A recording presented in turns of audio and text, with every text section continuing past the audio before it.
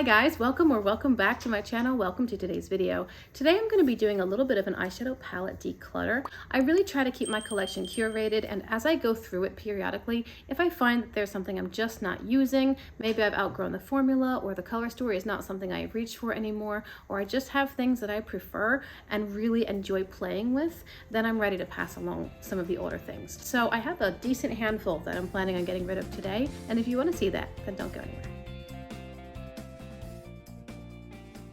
Okay guys, here we go. Most of these palettes are palettes I have definitely decided to get rid of, but there are a couple that are sort of in a maybe pile. And I thought about doing this as like a tour of my whole collection, showing you everything, but I have several palettes that are coming in, so I think I'll do a separate video to show you what's current. So let's go through the palettes I've decided to declutter, and I'll tell you why. We're going to start off with ColourPop. Honestly, ColourPop was like my first love when it came to eyeshadow, and I thought for sure, oh, ColourPop's it. I'm going to be a ColourPop girl forever. And that lasted until I found BH Cosmetics, and then that lasted until I found Beauty Bay, and then it just kind of spiraled from there. You probably know how it goes. ColourPop is a great intro brand. It's very affordable. They do have pretty good quality on the whole. I think that there's too much variation between their palettes. Like some palettes are their great formula and others are their not so great formula, and you have a lot of things in between. And I'm just not interested in risking my hard-earned money to buy something that might not be a great quality product, you know? So I'm finally ready to get rid of, I think, the rest of my ColourPop. This is the child palette when they collaborated with Mandalorian. Honestly, this is a great little palette. The color story is wonderful. I love that it's green heavy, but kind of with a neutral bent, and you've got a warm gold shimmer, which of course mine fell out, and they have a cool silver shimmer, beautiful inner corner highlight, really pretty. The quality of this one is very good, and it's lovely. The reason I'm getting rid of it is because I just don't love playing with the ColourPop formula anymore. I don't reach for this palette, and I have a lot of great greens elsewhere. For example, the Udenzai Stone and Rock palette is something comparable to this. Not exact, not dupes, not the same, but it's comparable. It's soft green tones with some metallics, and I simply prefer that formula. So it's time to say goodbye to the child. Now, I will say this one hurts. This one was difficult. Here is At Forest Sight between ColourPop and Raw Beauty Kristi. I really wanted this palette since the first time I saw it. I love the packaging. I think the color story is beautiful. I love how well it was done. I think this is 10 out of 10 as far as packaging, and the theming is great. My qualms with this palette, aside from the fact that it's the ColourPop formula, which again, not my tip-top favorite, I do wish it had maybe one or two more light transition tones or pastel. There's a lot of depth here and not a lot of lightness. It is beautiful. It performs nicely. I get great looks out of it. I don't reach for it. I don't use it. And that's really what it comes down to with all of these palettes, because I have quite a nice little assortment in my collection. I don't want to hold on to things that don't excite me. So as much as I have loved this palette and I would happily put it up as decor, it doesn't make sense for me to keep it even as decor, because I don't have them, you know, that's just not what I'm doing. That's not what I'm doing. So finally, I'm ready to get rid of this one. Here's a pretty easy one. This is the La Cienega palette from Adapt Cosmetics. I don't have any qualms with this palette per se. I bought this palette thinking that it would round off my options as far as some neutrals, and I think it's nice. I think the quality of the mattes is fine. Not amazing, but certainly just fine. I'm passing this along because, again, I simply don't use it. And I think that, honestly, the color selection is a little bit weird. We've got all these mattes, most of which are pinky purple leaning, and then these shimmers, 4 of them are blue. Like what is that? I think the colors in this don't make a lot of sense. I understand that Adept maybe wanted to release some more neutral kinds of mattes to complement the rest of their range of very colorful and sparkly eyeshadow palettes, but I don't know. This one sort of fell flat, and I just don't use it, so it's time to go. Also, 3 of these, I think, these 3 are a really flaky formula. This one's beautiful, and then this one is a very, can you see it's actually kind of like dry and flat formula? I just don't care for the formulas, especially these 3. They're too flaky. Moving on to my favorite brand, Udenzai. Here is the Planet Spirit palette. I bought the trio, Planet Spirit, Flora Story, and Sea Talk, and I have since decluttered Flora Story. I'm now ready to declutter Planet Spirit. I have tried, you know, I have really tried with this palette. The quality is lovely. The colors are beautiful. It's so vibrant and bright, but this does not feel complete to me, and I always have to reach into something else to make it kind of round off the look. This is a beautiful multi-chrome. It's extremely pink heavy, even though it doesn't look it in the pan, but it is. It's also hard panned on me. This shade broke on me 3 different times, and oh, you can see it's about to break some more, so I'll need to go tap that into my trash can. The colors in here are beautiful. They're so vibrant and gorgeous, but I'm not using it. I'm just not. And every time I look at it, I reconsider. I go, oh, but you know, I'd really like to play with these. But I have played with it. I've even followed some other people's tutorials. Like I went and did a video called Inspired by Katie Marie, and I recreated one of her looks. It was lovely, but it still wasn't enough to get me excited about the palette. So I'm ready to pass along Planet Spirit. This is one that I kind of feel bad about, and I hope that I'm not going to hurt anyone's feelings, but I'm ready to pass on as well. The Surge palette from Blended Bunny Cosmetics, recently discontinued because the neons are expensive or difficult to source. So somebody gave me this palette, and I'm really grateful, and I appreciate that she did, because I have had fun with it. It's a really colorful, really bright, interesting palette. It's got these rows of very unique undertones, but I find for 2 reasons that I don't really reach for this palette, and actually any of my Blend Bunny palettes that have had the gradient. The first reason for this palette is the shimmers. It's not their best formula, but you can see as well here that they're kind of dry and flat. This one's really lovely, and this one's really lovely as well, but they're not super unique. And I mean, I know that Blend Bunny has since reformulated and improved, but the actual colors of these shimmers are not as exciting as the rest of the colors in the palette, like neons or kind of desaturated murky tones over here. Now, of course, I can reach into other palettes to get other exciting shimmers, but the other reason that I don't tend to reach for this is because I have learned that having a gradient makes me feel kind of stuck. It actually makes me feel less creative because I almost never do a monochromatic look. So the gradient of colors in a column, while it's visually appealing and it feels very tidy and organized, and it's a great plan if somebody just wants to stick to, okay, use these shades and they're all going to work together. But I really like to mix things up, and so I prefer a palette that's more jumbled. It makes me feel creative and inspired. So this is a nice palette. Again, really enjoy the undertones. I've had a lot of fun with the neons. I have a few videos on my channel really featuring these neons, but I do think it's time to pass along Surge before it goes bad so somebody else can get some use out of it.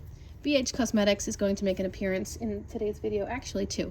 One palette that I'm sure I'm getting rid of is Mimosa. Now this has been in almost every declutter video as the sort of maybe, I'm not sure, or yes, I'm decluttering it and then I bring it back in. I'm finally ready to get rid of it. Like, it's a great palette. Honestly, the quality of this is fantastic. The shimmers are beautiful. They're so, so pretty. I just wish it were a little bit more varied. I mean, there are, what, 6 pinks in here that are almost the same. It's really lovely. Great quality, beautiful performance, beautiful payoff. This is a really amazing white matte. Still is the best white matte in my collection.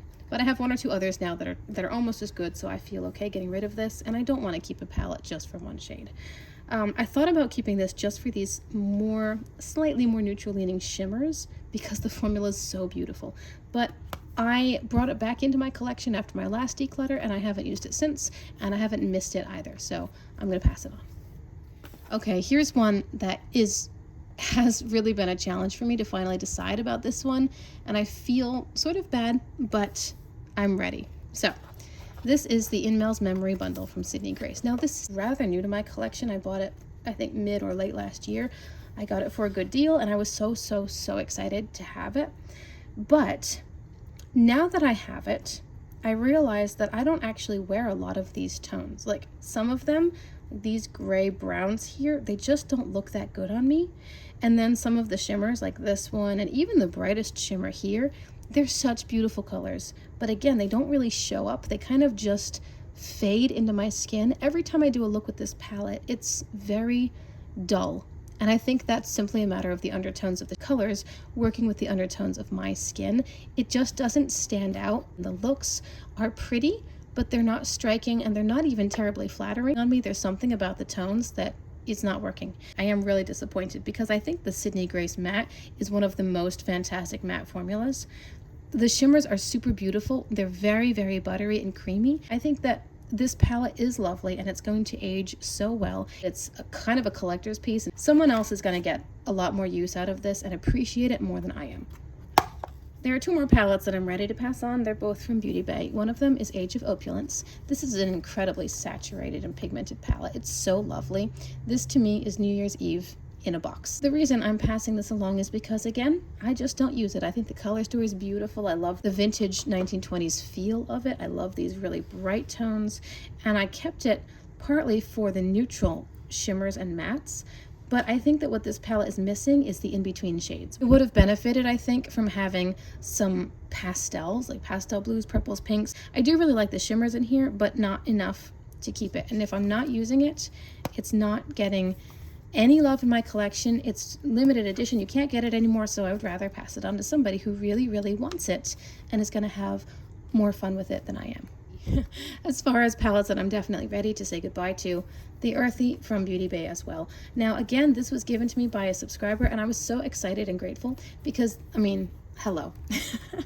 I love green eyeshadow. This is so great. It has such a huge variety of green tones. I do really enjoy that it's more balanced with some browns and reds as well. It's not only green. They came out with this palette in 3 different sizes, and this was obviously the largest and most comprehensive.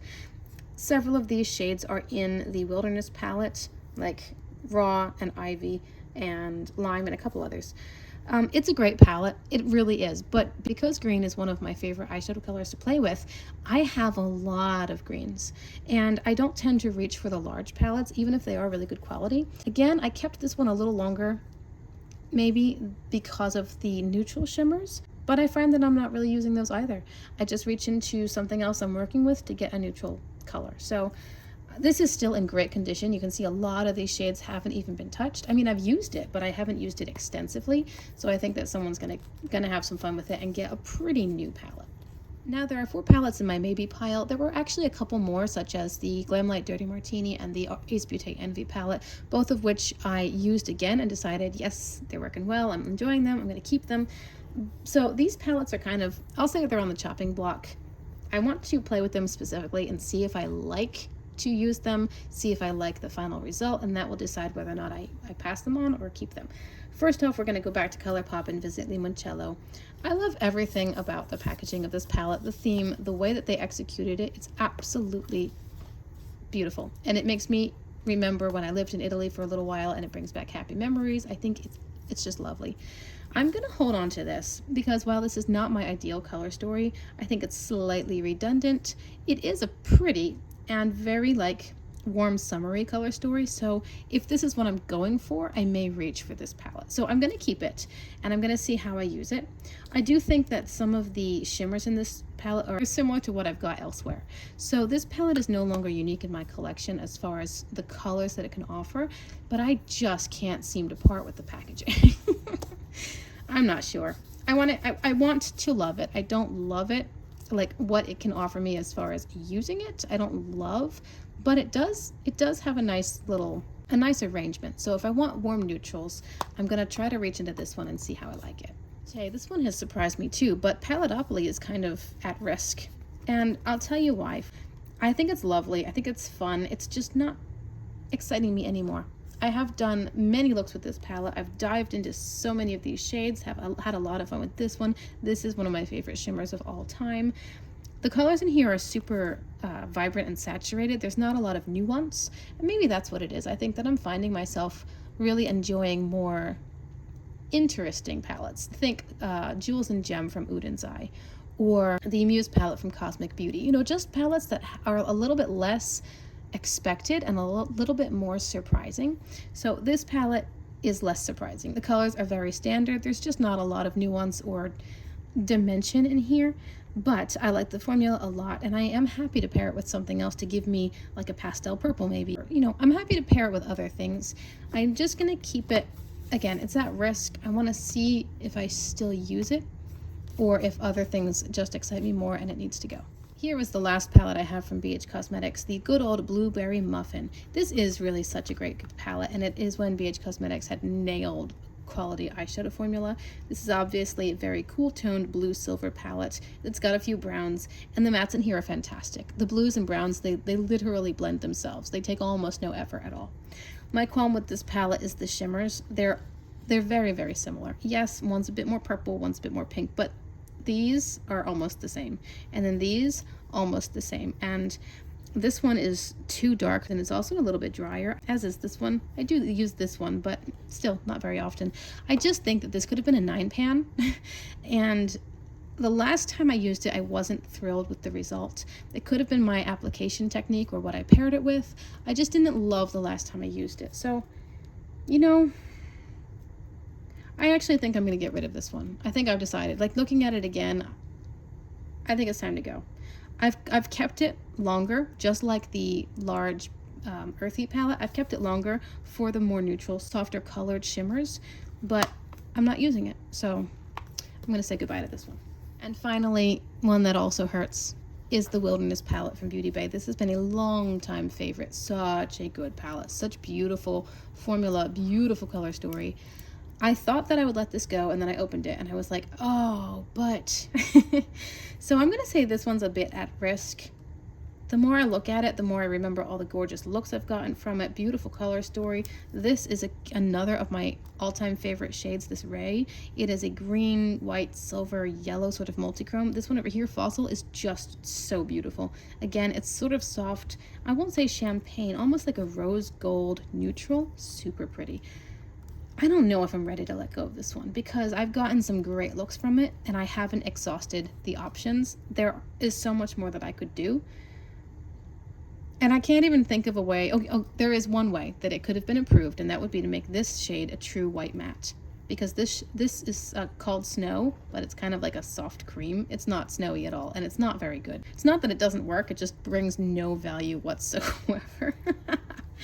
Oh man, but this is such a great palette. I've loved this one since the very beginning. This is one I got quite early on in my, eyeshadow journey, and I don't think I'm ready to let go. The quality is still nice.